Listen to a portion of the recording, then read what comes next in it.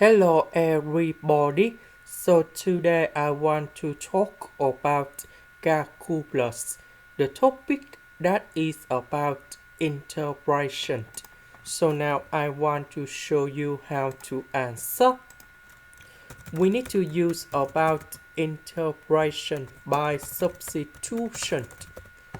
So I will put about u equal to cosine 3x sin 4x. So if we do first derivative for the both sides, we have like this.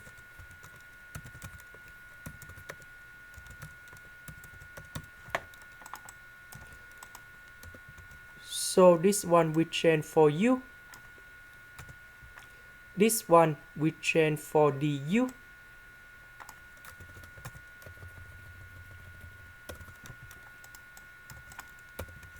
So this one we can put u to the power of negative number 4 du. And now we have the formula in here.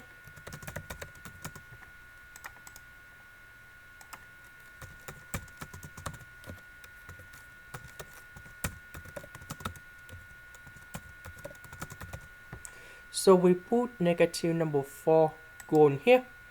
Negative number 4 plus 1, we have negative number 3.